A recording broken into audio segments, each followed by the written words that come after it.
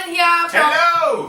FTTV, Functional Training TV. Welcome to Wednesday. So at Functional Training TV, we are bringing you awesome content every day of the week, Monday through Sunday, Saturday included. Yes. That's dedication, isn't it? I know. Yes. Okay, today we are asking a question, should you be doing HIIT? Now, it's been going around, I think everyone in the world has heard about HIIT, but if you haven't, I want to teach you exactly what it is. So HIIT, H-I-I-T, stands for High Intensity Interval Training. Oh yeah! Dev, can you tell us what HIIT is? Like, what is it? Well, basically high intensity interval training Tell you more.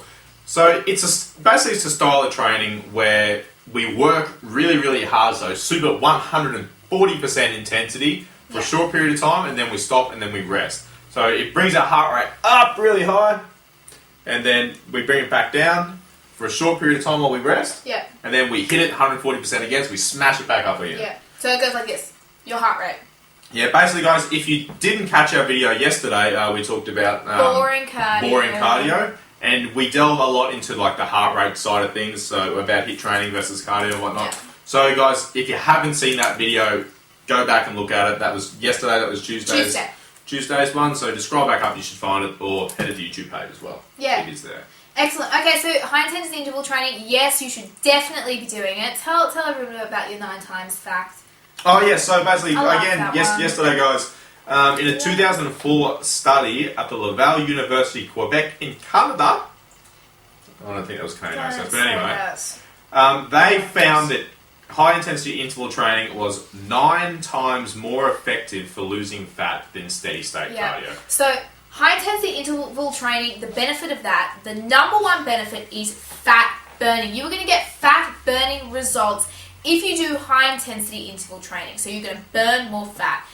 There is no better way of burning fat than high-intensity interval training. No, there isn't. You just got to do it. So today we're going to give you a few ideas on how to do high-intensity interval training. I'm going to give you a few workout ideas. So if you're thinking, well, this sounds good, but how do I actually do it? What's an actual workout plan? How do you do it? Yeah, so I've got an idea.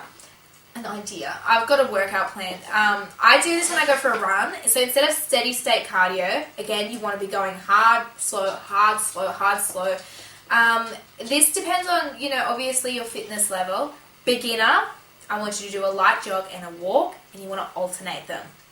I love using mailboxes, like blocks of a road, trees, whatever it might be, and just run. Oh, mailbox, transition to walk. Mailbox, oh, go back to your jog, mailbox, walk, you know what I mean? And just keep alternating that. Now, if you're a little bit more advanced, you do a jog with a medium pace jog with a really, really light jog. So, or even, a faster walk. Yeah. If you're getting up there a little bit more, you want to be doing a sprint with a jog. Sprint, jog, sprint, jog, sprint, jog. Again, this can be modified for your fitness level. Yeah, so guys, basically you just scale it. And I think a lot of people get afraid. They think, I'm quite unfit or I'm very overweight. I don't want to go into that straight away, which is kind of a bit of a reverse thinking. Everyone seems to always be concerned that, if you are a low fitness level or overweight or whatnot, you shouldn't jump into something like that straight away. You should be. Oh, you got to make sure your doctor's okay with it. Oh yeah, of course. If you've got health concerns, you've got to make sure that's okay. But you can start just with a walk, a slow walk and a fast walk. You can modify this. And functional training obviously is high intensity interval training as well. We have people coming in that have never exercised before and yet they can do it. And then we've had people that are, they've been athletes for 5 years and they can do it. It's because you can modify it, don't you think? Yeah. So basically, it's all just scalable and all taking options.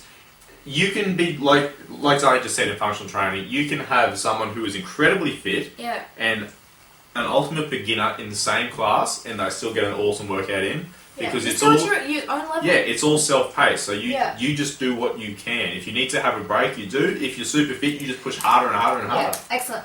Okay, so I've got another workout for you. So the first one is the mailbox one. Again, every mailbox you change tempo, depending on your fitness level. The second one is a skipping drill. I love skipping. Nice and easy. 1 minute, 1 minute. So 1 minute, one exercise, 1 minute the next, and then you have a 15 or 30 second break. Again, the break, the shorter, obviously, the fitter you are, the longer if you're unfit. If you've never exercised before, you might want to take a minute break. So 1 minute, break. 1 minute break. So the exercise you want to be doing is skipping bodyweight squats, break. Second one, skipping push-ups, break. Then skipping Supermans, break. Now a Superman is when you lie on your belly and you go like this. And you lift your arms and you lift your legs up. Did everyone get that? You know what I'm saying? You lie on your belly, you lift your arms and lift your legs. Otherwise, Google image Superman exercise. Otherwise, you get pictures of Superman. Okay, so you do that for a minute of skipping, a minute of Supermans, and then a minute of skipping and a minute of lunges. So you've got squats, push-ups, Supermans, and lunges, and you just alternate. Beginners just do that once. Intermediates do it twice. Advanced do it 3 times. So that's another high-intensity interval training session. You can get it done so quick. It's such a good workout. Like, if you finish sweating, you've done it right. You know what I mean? Like, it's got to be hard. I think that's a trick. You have to work hard when you're doing it. You can't do high-intensity interval training and go, ooh, and then back to a walk. You know what I mean? You've got to be working really, really hard. Yeah, for that time where you were putting it in, so like Zala used on like the mailbox thing. When that sprint. Yeah, like when you are putting it in, when your time on, so like the time when you should be working. You gotta be just how fast can I go? We're not talking 60-70% effort here. We're talking everything you've got for that short period of time and then rest afterwards. Yeah. So guys, I've got a little HIIT workout that I love doing. I am a massive, massive, massive fan of hill sprints. Oh. Basically, you just head out, find a hill. Doesn't have to be big, even. What about Mount Marulan? That's probably a bit too big of a hill. Okay. Well, it's a mountain. Yes, it's a mountain. Hill, I'm talking hills. Yes. So, guys, even if it's 10 meters like on a rise, that's great. Basically, it's just sprint to the top, up the hill, sprint to the top, turn around, walk back down. Ooh, sprint to the top, turn around, walk back down. Yeah, I love it. Sprint to the top, turn around, walk back down. Now, another way you can do HIIT training, if you're a little bit more advanced and you don't like standing around doing nothing in your rest, which personally I don't. It's just a personal thing for me. I don't like working really harder than stopping. I don't think you should stop completely. Yeah, so I think you let your heart rate come down, but try to keep the body moving. Yeah. You don't want everything to seize up. So guys, an awesome way that I really love doing is you pair your cardio with a little bit of strength as well. So if we use that same, say sprinting for example, give yourself, like talking a football field is great, sprint for 10, 20 minutes as hard as you can. Instead of just stopping now or walking and having your rest, once you finish your sprint, drop down, do some like push-ups, some squats, just some sort of strength exercise that's giving your cardio a rest, like giving your lungs, giving your heart a bit. Working out your muscles. Yeah, giving your heart rate to come down, but you're working your muscles. It's still braking because it's a different type of training. So you're still braking, you're still having a rest when you're doing your push-ups. Yeah. Just finish your push-ups, bang up, your cardio's rested, you hit it again, you do another 20 minutes. I was in the gym the other day and Dave was doing this. He was doing it a little bit different. He was doing a strength training workout. He was watching his heart rate. Oh, yeah. When it got below a certain point, he jumped on the treadmill and got it up to 90%. And then he just watched it. And then he went back on the weights. Oh, look, my heart rate's down below, 40% or whatever he was doing for the day. Jump back on the treadmill, get it back up. So that's the same sort of thing. Yeah. It doesn't need to be time-based. It could be like, oh, look, I'm not working hard enough. My cardio's dropping down. I've got to get on the treadmill. And I was like, awesome. And Dave had a milestone belt on, by the way. He didn't just magically know what his heart rate was. He was looking at the screen, and it's easy to see because it's colours. So he says, okay, if I get down in the blue, I've got to get in the treadmill and get it up to the red. Yeah. It worked really well. I was like, damn. So many ways you can do HIIT training. We could talk all day about HIIT training. But, excellent.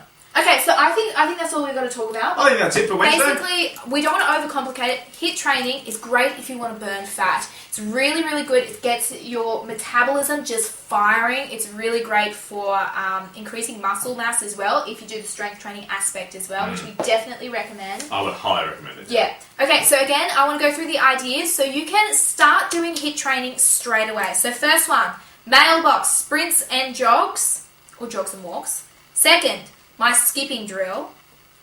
Third, hill sprints. Day sound. Awesome. Love hill sprints. Favourite thing. Fourth. Oh, they're horrendous. No one loves them. Love them. best thing. I do them, but I'm like,